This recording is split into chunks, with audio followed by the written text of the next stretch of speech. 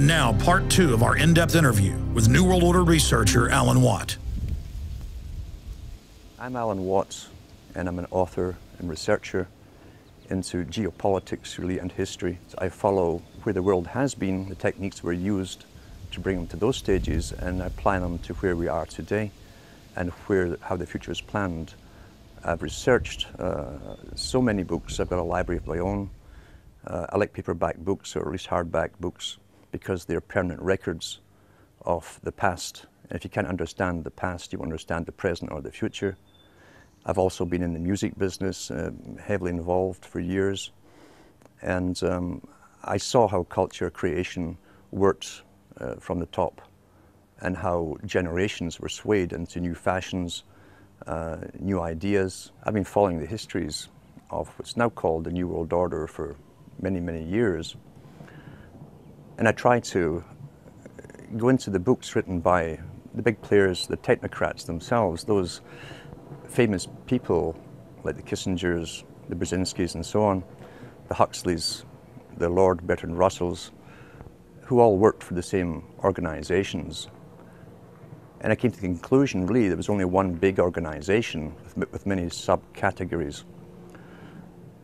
These boys tended to publish the world that they saw coming into view, and they wrote it in their own hand, basically. They told us where they were taking the world. And when you start studying these things about the age of 14, 15, or even younger, and reading their books, and you live long enough, you will see that the world has turned out exactly as they planned. This can't be coincidence. And who can really write up a wish list and make it happen globally, unless there is an organization very, very powerful, probably the only organization really on the planet, an organization that can fund all sides, all oppositions, and using the synthesis of conflicting parties, they can literally make the world come into view as they planned. They plan in centuries. And the astonishing thing is, when you go into the United Nations, which was loosely based on the Soviet system, they plan certain parts of their agenda in 50-year plans, some in 100-year plans, and some even in 150-year plans for different aspects of it.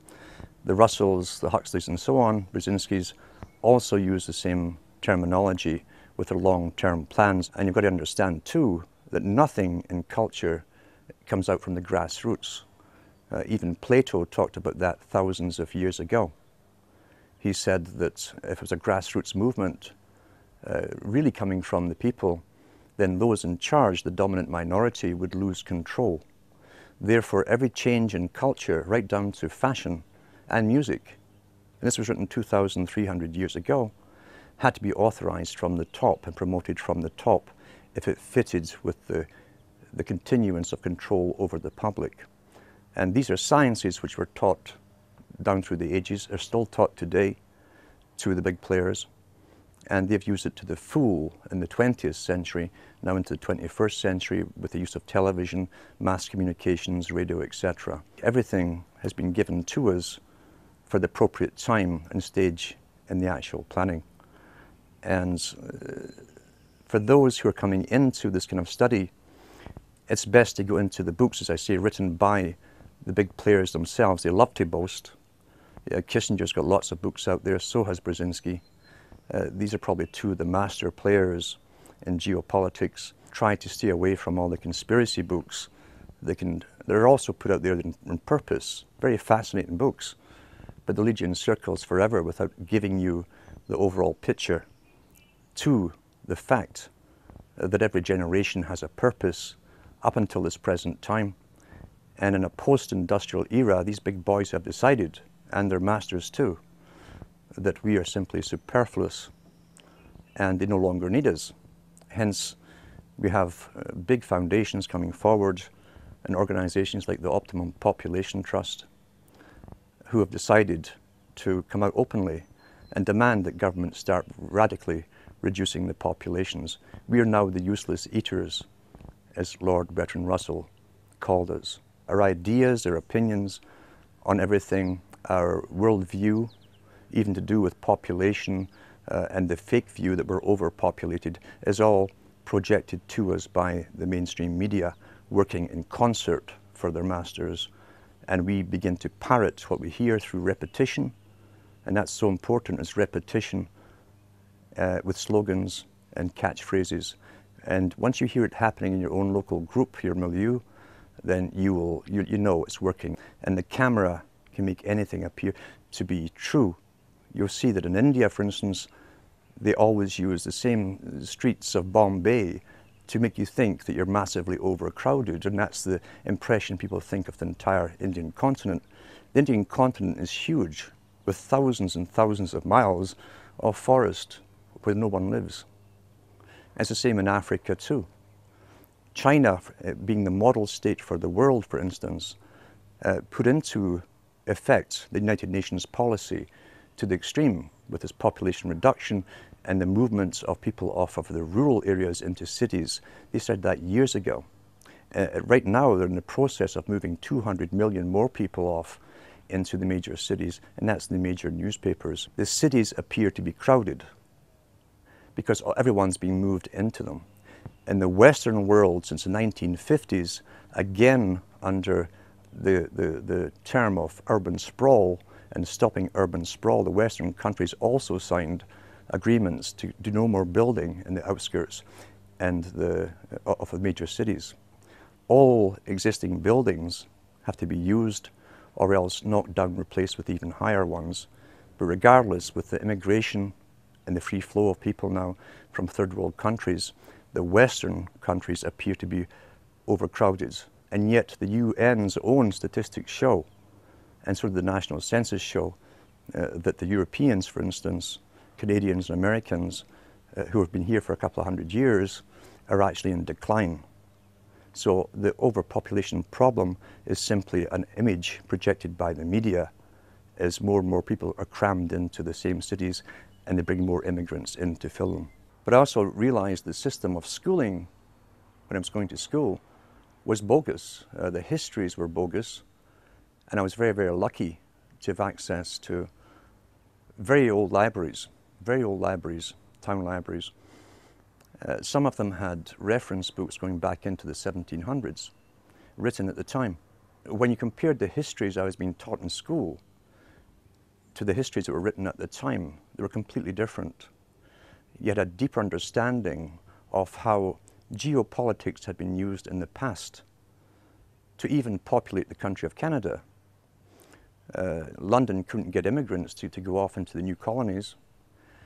What they did for Australia was to create so many laws that you couldn't help but break them, and poverty, and therefore stealing a loaf of bread to feed you or your family would get you deported to Australia with your family. That's how they populated Australia, crime. They created the laws for crime. With Scotland, they had a rebellion, which could have been rigged, and I often think it was, and the whole of Scotland was punished. And they deported millions of the Scots off to the Americas to populate the Americas. This is geopolitics in action. That's how it works. And whole peoples are often moved from their land because the elite masters want them elsewhere to be productive for them, themselves, the masters. When you look at the strategy for the US and Canada, again, long-term strategy, long-term planning, you'll find that the big corporations of their day, the Hudson's Bay companies, the Fraser companies, were given charters to own the land before Canada was Canada or US was the US. They were simply called the Americas. These were private international corporations that had the power of life and death over everyone who lived within their areas. The Queen or the King had a consulate in every country, Lieutenant General or Governor General, they call them. We still have one in Canada today who represents the Queen. They have all the powers over life and death of subjects under that governor. How they stopped rebellion in the past was to give us an idea of what they called democracy. They knew from the Chartist movement in Britain, for instance, and elsewhere, other countries, people were demanding rights for the first time. And so once again, they gave us champions to speak on our behalf. which calmed the people down, thinking for the first time in history, the people were involved in their own destiny creation. And nothing was further from the truth. Because the planners knew that once you bring people into a country or a continent, create real wealth for them and get businesses going, clear the land, drain the swamps, and so on, they can take it all away from you through laws 200 years down the road. And that's what's happening now. Long-term geopolitics once more. And if you think I'm kidding about this, go into the history books written at the time. They're still there in some of the libraries. And you can also go into the art of geopolitics. There's even videos on YouTube on Brzezinski boasting about how he set up the Taliban in Afghanistan. You'll see him encourage them to fight the Soviets at that time in the 1970s. And he actually says, yours is a holy war. This man, who obviously believes in nothing but himself and his own peer group, is encouraging other people to go and fight a holy war, a jihad. And he uses these terms against the Soviets, knowing full well, once it was set up and it was backed by the CIA, that 10, 15 years down the road, there'd be a problem. And then they'd have to go to war with the very group they'd created to fight the Soviets. That's what's happening today. Long-term strategies. Well, that's how history has always been run. If you can go into the books where you find the British Home Office is mentioned, study the history of the diplomatic corps. Because the diplomats were spies. They would go into territories, set up embassies, collect intelligence data for future invasions. Their job was also to try and grab the rights of minerals, gold, silver, etc. across the planet. All natural resources. And find ways, long-term strategy, to either bribe it off the present rulers of those countries or else create an ultimate war with them and simply steal it under the guise of occupation. We're living through a stage today, as I say, where this is all coming to a culmination. This is the post-industrial era. We're post-technical almost in the West. It's all done in other countries, all the technical stuff. And Brzezinski himself talks about the technocratic era, where the future will be for an elite with a highly trained bureaucracy underneath them and scientific elite who will not need the human labor that they've needed in the past. Human labor that is excessive and is unemployed and is hungry is now a threat to that established elite. So now they're doing something which they can only do to the human species. They don't need to do this with animals. With animals, just go out and hunt them and kill them. We are the only species that has to be convinced to allow ourselves, for the good of all, to be sterilized and bring down the population through abortion on one end and euthanasia on the other, under the guise to save the planet. And unfortunately, with the massive propaganda campaigns that are all over media in every country at the same time, with all the big foundations backing them with unlimited financing. Remember, the foundations are owned by the international bankers themselves. Then they can pull all of this off, and unfortunately it really is working. In kindergarten now, you walk into a kindergarten anywhere in Europe or Americas, and you'll see the rainbow inside every single one of them. You'll see all the terms about the world. Here's the globe, we're all global. And you'll see the greening messages everywhere, everywhere. And how sacrifice will have to be made to save the world and the planet and future generations of society. Sacrifice. You tie that together with the institutions that were comprised of the Fabian Society. It was a member of the Royal Institute for International Affairs. That's one society.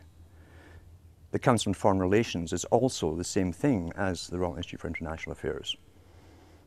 They are what Thatcher and Professor Carroll Quigley called the parallel government. They have told us what the future is going to be. Some of their members have even written books about the need to cull off massive amounts of the population by any means possible. And so we see this final stage being pushed as they convince us that we are the problem. The Club of Rome, that also belongs to the same group, in the 1990s, the two founders said that back in the 1970s at the Club of Rome, they were given the task as a premier think tank for the globe, for this global society, the task to find ways of reducing the population and controlling the people to go along with this, convincing the public how to go along with it. And they said they'd looked at all possible means of doing so. What had worked before? Again, geopolitics, strategy. Under warfare conditions, the public will give up freedom. The public will be directed by governments, bureaucracies, and police, military, etc. Under warfare, the public sacrifice, they'll have less food, they'll ration stuff. They go along with it to save themselves. Therefore, they'd have to find a warfare strategy, a reason for war. And what they came up with was that man was the enemy of the planet. They said that the idea that global warming could be created and blamed upon mankind would fit the bill. These are the words they used. That would fit the bill, written in the 1970s, and decided at the think tanks then, and published by the guys involved in a book called The First Global Revolution, well worth reading.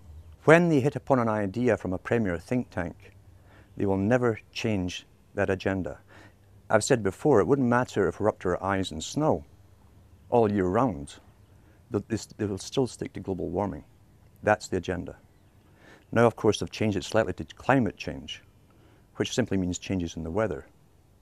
And they're in the process now of convincing the general public to be afraid of summer, for instance. It's all done through the alteration and distortion of perceptions. Massive psychology is used on all of this. And they certainly understand mass psychology of the general public. These boys don't simply announce things or make up a wish list of the future and send it up the chimney to Santa Claus. When they come up with an idea, they implement it. I've followed the United Nations Department of Statistics as they announce every single year the sperm count of the Western male, which has been falling drastically since the 1950s. They say that it's down by about 75–85%. Now, when something like that's happened across the whole of Europe and the Americas in 50 years, and they suddenly started noticing it 50 years ago, sudden onset, and there's no crisis made about it. There's no comeback after announcing the statistics. They just tell you the cold, hard statistics and go off to the next statistic on some other topic. That means it's part of the agenda. Otherwise, it would be a crisis. If this wasn't planned and part of the agenda, believe you me, it would be a crisis if they didn't authorize it. And now they tell us that the average American has less than 20% sperm and only about 15% is motile. That's not a coincidence. What happened in the 1950s to start out this ball rolling? In the 1950s, they suddenly put all the known female synthetic estrogens into food supply. They put it in baby foods. Procter & Gamble were the first one to admit, after investigation 40 years later, that they were using a rinse to supposedly sterilize the baby bottles, and it contained bisphenol A. An odd thing to rinse baby bottles with, when bisphenol A is the very thing that attacks young male children at that age and stops the testes from developing properly. You go back even further into more detail and you find out that the cosmetic industry were using insufflatants. Insufflation is a technique where certain carriers are put into the creams themselves, and these creams then absorb into the skin, carrying other chemicals with them. They're almost like they carry the payloads into the target in the bloodstream. We find that the women were highly toxic with the artificial bisphenol A and other ingredients, and therefore within the first 8 to 12 weeks of pregnancy with a male child, there's a very good chance that male would grow up to be either almost completely sterile or, as I say, maybe have some motile sperm. This was all understood 50 years ago. Bisphenol A, for instance, was discovered in the 1890s, and the properties it had against humans, especially males, was known then too. Now it's in all the beer cans. Great target males again. They line the cans with it. There's been many exposés on it now. The CBC in Canada, which is a government-owned television station, it's the BBC basically of Canada, did a documentary series called the Disappearing Male. And it goes through all of that in that particular talk with proof. Also, when we go back to the writings of Lord Bertrand Russell and Julian Huxley and Aldous Huxley, who were also related to the Darwins, by the way, you'll find that they talked about ways to sterilize the populations in the 30s, 40s, and 50s. But of course, and they even said they would use the needle to create a compliant, pliable population, meaning to dumb down the people and also to bring down the fertility rates. In the 1950s, across Europe and the Americas, what came out, under vast promotion, what came out? The polio vaccine came out. That was the first one ever to come out through a mass fear campaign, a massive fear campaign. Polio was very, very rare. Yet if you go back to the old PATH black and white newsreels that they showed all over the world at the time, they showed you the same one boy in the iron lung, and that terrified the whole world. How many polio cases was actually there? Was it really polio? We do know that from those first shots, those injections, the generation that got them all ended up with carrying 100 simian viruses, live simian viruses in the shot, and simian 40 only had one function according to the maker, the discoverer of the vaccine, and that was to cause cancer. And I also have a copy of the discussion with this particular man and his staff admitting that. They knew that at the time. What they said was they thought that the risks outweighed the bad benefits that might come along down the road. That was their excuse. Since then, we've been trained to accept more and more inoculations until babies now get something like 30 inoculations before they're at the hospital. When you look into the big manufacturers of inoculations, like the Baxter Laboratories that were in the news recently because they sent out live flu virus along with the bird flu virus mixed together, and were caught by another country who tested it on ferrets, and the ferrets all died. They had done the very thing that they say that they're worried about happening in nature, where the common flu is mixed with a killer flu and becomes highly contagious. They actually did it by mistake, we're told. But go back into Baxter Laboratories even further, and you find Baxter Laboratories was part of IG Farben Group in World War II. They were responsible for creating chemicals and so on that were used as gas. And they were also used in other medical experiments on prisoners. That's in the records of the inquiry that went on into IG Farben. A good book to read is The Crimes and Punishment of IG Farben. All of that stuff's documented in there. All the companies, the Western corporations that were involved in the setting up of the Hitler regime are mentioned in that book. And Baxter Laboratories, the one who's coming out with all the shots we have to take supposedly for the swine flu, are still on the go.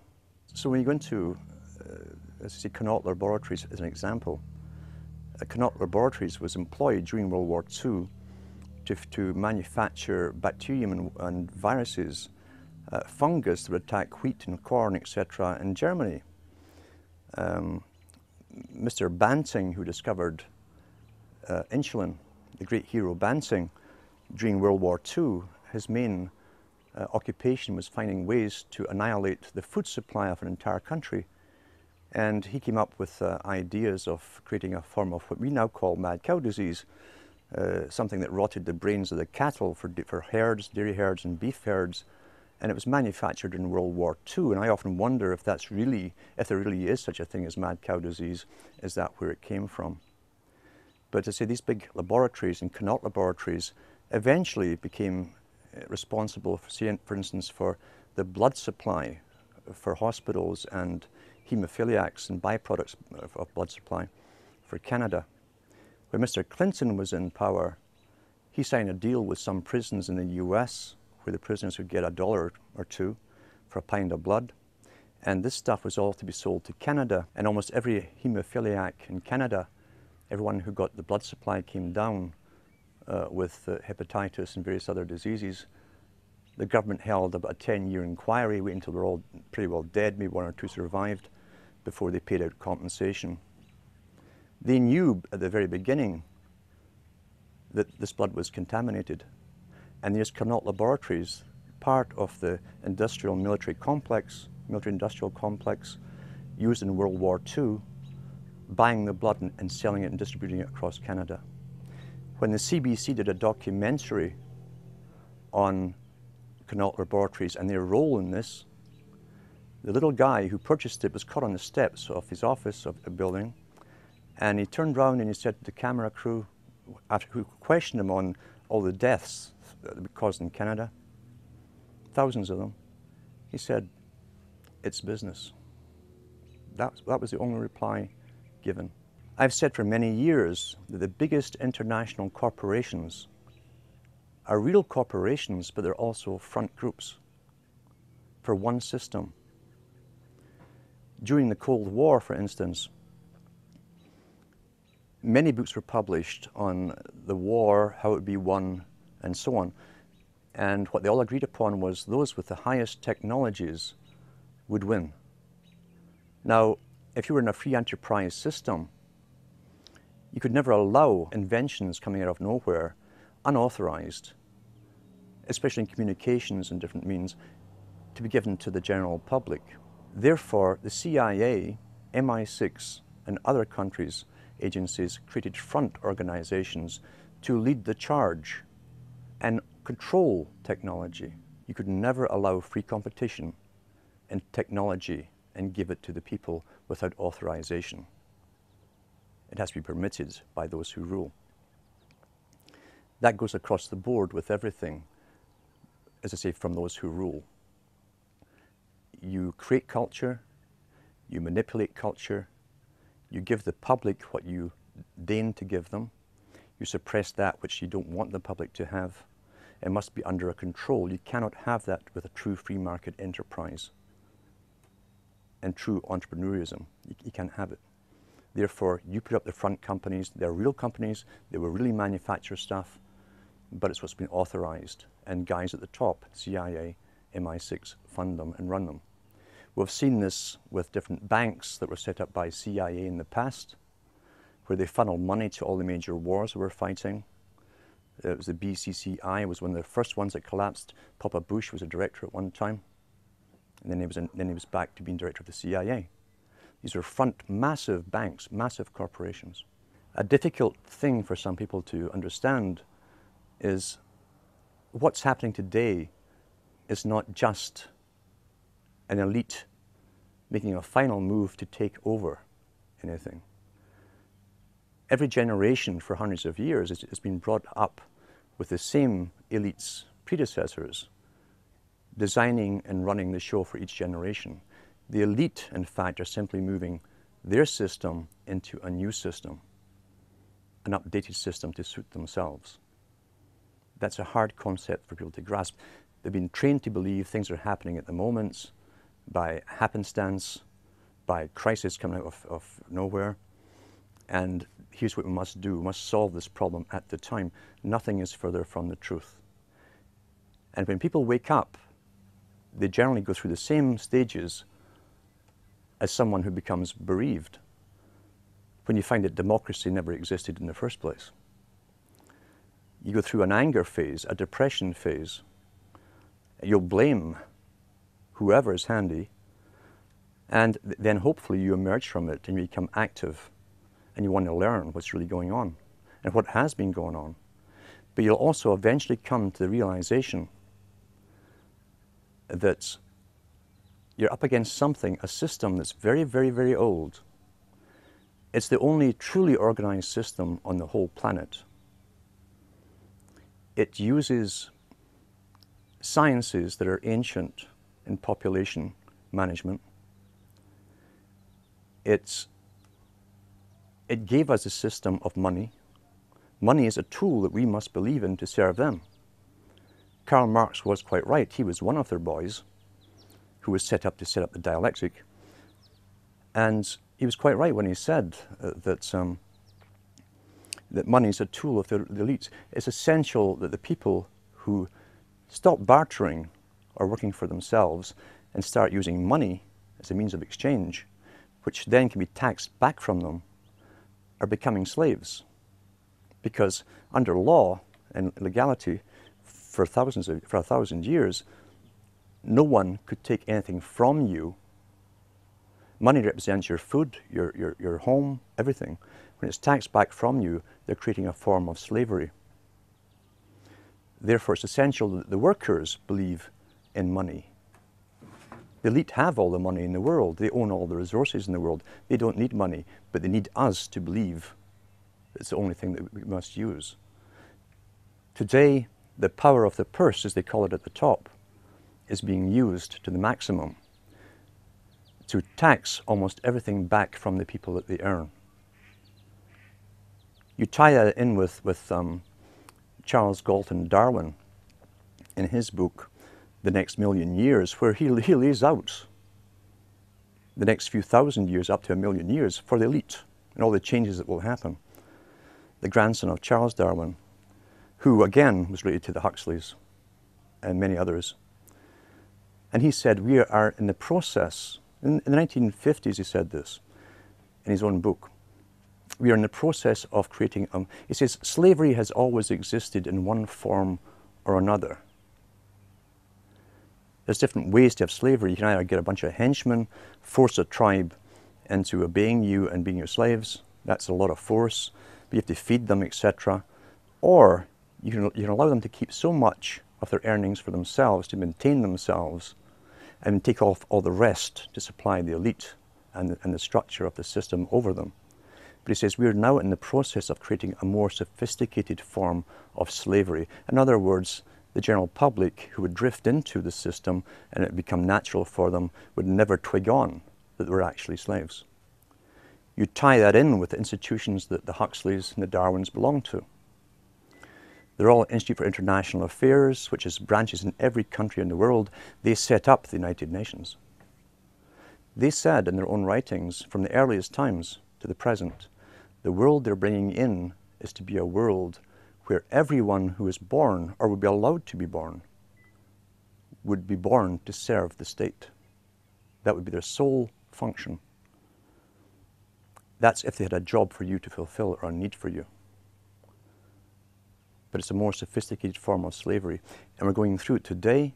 These families have been at this for at least centuries, and I think much, much longer. Why is it that the Rothschilds come onto the scene as a revolutionary family? Why is it they suddenly could take over 5 countries with 5 sons, create central banks, or take the central banks over that already existed? And why is it that right to the present time they're in the forefront of world politics? Why is that? Why doesn't a generation of the Rothschild go off in some other direction or lose interest? You're dealing here with a specific religion, a religion and a cause, a purpose. You will only find this kind of fanatical intergenerational devotion to an agenda when there's some kind of religion involved in it. When did all these families crop up? With the banks. We find that when the Rosicrucian court was created at Queen Elizabeth I's court, and that's open history today, John Dee, Francis Bacon, Francis Drake, all these boys were a member of the Rosicrucians. It also broke out in France and Germany at the same time, and they even announced their presence by billboards all across Paris. But the members now, as I say, in Britain, were open in the time of Queen Elizabeth I. Their idea was to gain gold and money through plunder, and they basically lived off of the Spanish galleons for an awful long time, as the Spanish were taking the gold out of South America. But John Dee and Bacon also were advisors to kings and queens, and they wrote about how to control, guide, mislead, and always fool the populations, and always too to get them into warfare, thinking they knew what they were fighting for, but the public were never to know the true ambitions that they had. John Dee coined the term the British Empire. It didn't exist before he said it and wrote it down. He went to the Queen with the idea, and he said a system should be set up where countries are invaded or taken over by Britain to create a world system which would be based on free trade. Free trade. It says those countries willing to adopt the British system would be given special status and its most favoured nation trading status.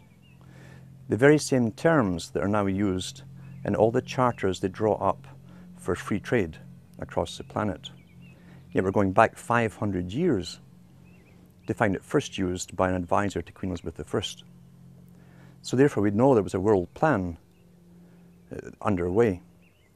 We also know that Kipling, for instance, who worked for the British Raj in India, wrote many books, and was a very, very high Freemason, was sent over to the US, where he spoke to the US Senate, equal to equal, and said, we pass the torch on to you. America was then to take over the financial cost of conducting this world war, basically, to take over a world into a global system. I'm Alan Watt, and I'm a long-term researcher into the geopolitics and the psychopolitics of a world society, basically, the society that's bringing in globalism in our lifetime. In the 1950s, a book came out called The Next Million Years, and that was done by Charles Galton Darwin. Now, the Galtons, again, were another special bunch that came out to do with eugenics. They started up the IQ tests that are now used across the world for school children to try and get the average intellect of children, classify them in grades, etc. And they then intermarried with the Darwins. So Charles Galton Darwin was the grandson of Charles Darwin. He was a physicist. Again, too, what we're talking about is what Huxley said. Huxley being the end product of selective breeding to get a scientist, then so was Charles Galton Darwin. They were bred along the Platonic lines. Plato talked about it too. And they became the scientific class. Charles Galton Darwin was a top physicist in Britain, worked on atomic energy, weaponry and so on, but he also was attached to other delegations at the United Nations, had a lot of power, was well known, given a lot of exposure on political viewpoints and social viewpoints in the media. And he came out with the book in the 50s called The Next Million Years. The Next Million Years is an astonishing book because it's an incredible boast of how an elite would literally rule the world for another million years, and how it would be done, not just could be done, but would be done. But his biggest cry throughout the whole book was that the media and educational systems would have to work so hard on the general public, even from schooling up, to get the public to go along and allow themselves to be somehow sterilized. He said that the inferiors would outbreed the superiors, and that was his greatest fear. Now, he spoke on behalf of his own establishment, his own group. So they were into eugenics. And you'll find the United States became a great laboratory for eugenical experiment. People don't really realize that. Because when many of the Albigensian descendants, the Cathar descendants, the Bogomil descendants came into the United States under the guise of Christianity, they set up their own particular eugenical experiments. The Mormons were one of them, where couples were matched up. One of the greatest experiments that's ever happened in history was the NIDA experiment, Oneida, New York, where the man who set it up was given free rein to match up men and women, not to live forever together, but only to copulate for specific offspring. Charles Darwin was involved in the experiment. The newsletter that the Oneidas set out went to also the Huxleys. H.G. Wells came over at the latter end for visits to it as well. It was one of the greatest eugenical experiments ever carried on under the protection and the guise and the rights of protection of Christianity. That's how they got away with it. And the man, Noyes, who was in charge of it, was a high Mason. His cousin was Hayes, who became the President of the United States. So big people were backing this experiment in eugenics through the latter part of the 1800s into the 1900s. What did they hope to gain? How can we bring this into the Council on Foreign Relations and the Royal Institute for International Affairs, or the writings of, say, Huxley's or Darwin's even? Well, they believe, and they believed by Darwin's time, that all of the people who had the right stuff to excel in life, to acquire wealth, good, intellect, property, and keep a hold of it through generations, had already been born. Therefore, anything that came after Darwin was just chance, perhaps, or luck. Therefore, all the elite families were already established. There would be no more elite families. Everyone else married in common because they did not have their wives or their husbands picked for them. They were not mated up for eugenical reasons. They were called commoners. We find the same expression coming out today with the new term for eugenics. They call it bioethics. And the bioethicists are saying that those people, the common people, have junk genes. It's another slander on the public, you see. Meaning you have all these weird, erroneous genes because none of you down through the generations were specifically married up for specific reasons. Whereas you go into the line of, or the lineage of Darwin,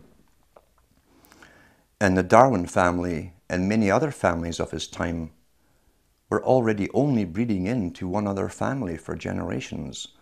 And the Darwins, for about 5 generations that we know of, by records, birth records and marriage records, only married into the Wedgwood family, the big pottery conglomerates. And when Charles Darwin's first wife died, he married his mother's sister, who was a Wedgwood as well. The problem with this incredibly close inbreeding, and I should say too, the Huxleys were also descended from Darwin too. You'll find contacts there, and their wives. How many of these families, these wealthy elite families, were actually into inbreeding in this fashion, this close inbreeding, we'll never really know. Maybe one day they will publish it. But I know that Ian Taylor came out with an excellent book on Darwin called Darwin and the New World Order, where he documented the lineages of at least the Darwin family to do with the Wedgwoods. And as I say, the unfortunate thing of such close inbreeding is you can have, if there's a dominant gene there prone to a specific illness or disease, it tends to be passed on. And I think that with genetic research, they hope to overcome the problems they've had with such close inbreeding for themselves. But genetic research will not be used for the benefit of the rest of humanity, even though it's our tax money that's going into and has been going into the research for so long. How long have they been working? And why have they been working so long on genetics. What's the reason for it? All geneticists are eugenicists because it starts off in your first course to do with eugenics, superior and inferior types. Therefore, at the start of their training at university, they become true believers in eugenics to begin with. We've been told that the double helix in the genes and so on wasn't discovered until Watson came along around the 70s or so. And that they'd always suspected that there were things called genes. This was standard in all medical training for many, many, many years, but they hadn't found them. They just suspected they were there, we're told. But yet, if you go into the writings of the greatest mathematician that the Royal Society could produce, called Rutherford, he's the guy they sent off abroad to do the equations for the pyramids and so on for the Royal Society. In his own memoirs, he said that in the early 20s, he was employed on scientific research as a mathematician to work on genes. Why would you need a mathematician working on genes for something you haven't discovered yet? You can't see them unless they could see them. And I believe that's how far ahead they truly were back then. They did know the genes were there. They were working on them heavily. Because, as I say, the agenda since at least Darwin's time onwards was to create a superior type of human. They toyed with the idea of creating even a superior type of worker to serve the superior class. Someone who could be very, very healthy, bright enough to accomplish all the tasks, but not too bright to overthrow the dominant minority. That's what the utopia, or the utopic idea, is basically based upon. Some of them are so arrogant, like Julian Huxley, who was the first CEO of UNESCO, who said that UNESCO's function, by the way, the United Nations Organization for Education worldwide, was to create a standardized system of education across the world so that all children could be manipulated into the same thought patterns, belief patterns, and mentality, basically. A standardization process, a Plato's cave that we'd all grow up in, never knowing anything outside that cave. He was quite blatant about that. It was for social engineering purposes, not for educational purposes as such. Now, eugenics goes back, as I say, into most ancient times. All kings and queens were mated up for their supposedly inherited traits as leaders and even as gods by the priesthoods, who kept records of the traits, the physical and mental personality traits of offspring of these unions. The one thing that was lacking was a moneyed class who also used the same techniques. We find this coming out with the Rothschilds family. So you had monarchies running the world, running an empire such as the British Empire. All you needed now was the moneyed system to go along with it. We find the Rothschilds worked on the same principles as monarchies. They intermarried each other to keep the same intellects, abilities, and so on going. With the Rothschilds, we find they only marry their nieces, their immediate nieces, down through the generations. We find Benjamin Franklin, very interesting man long before this, again, high Freemason. This is in his own records at the Franklin Institute. He joined the English Lodge. He joined other lodges. He became eventually the Grand Master of the Nine Sisters Lodge in France. He initiated Voltairean as a member and others. But he was also a member of the Hellfire Club in England. Benjamin Franklin talks about the carriers. He called them dollies. These are women who had selective genes. They were the products themselves of selective special breeding. And the Hellfire Club, like many Masonic, high Masonic institutions of that time, had what were loosely called, and wrongly in a sense, brothels attached to them. But it was also a cover because the special carriers or dollies, and dolly is the term that Franklin himself coined, is still in use today. A dolly is a carrier, like something you carry luggage on or whatever.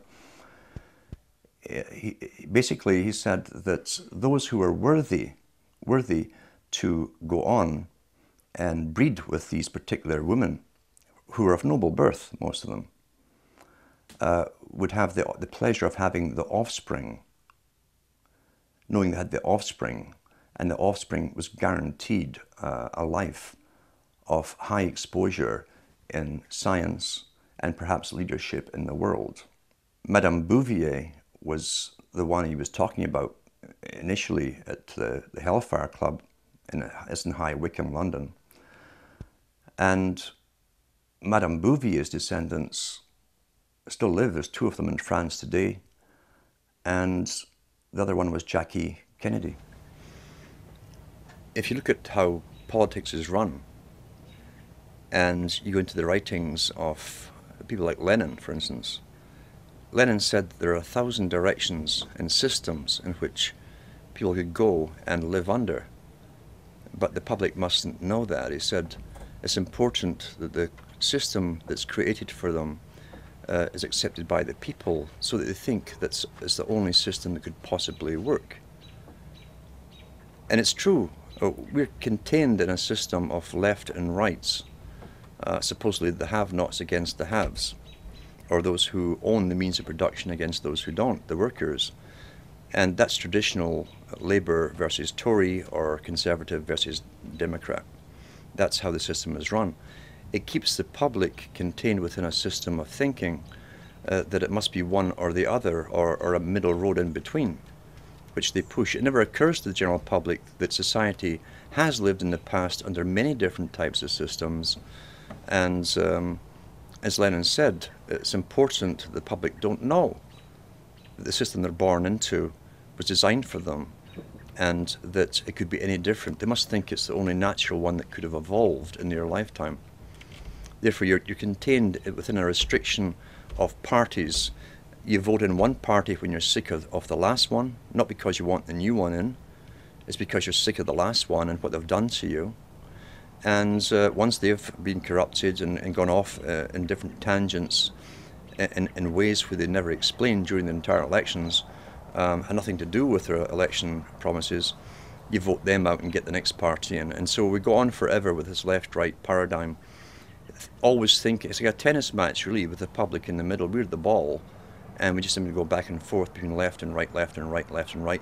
Meanwhile, we're being shepherded all along in one direction, because politics is a tool of the elites to manage the public. That's all democracy, in fact, really is, a tool of the elite to contain the public, manage them, and guide them along a predetermined path that's outside of any kind of democracy. But if you take Bush, what he was sent in to do was to wait, and I believe this truly, he was to wait for 9/11 happening in 2001.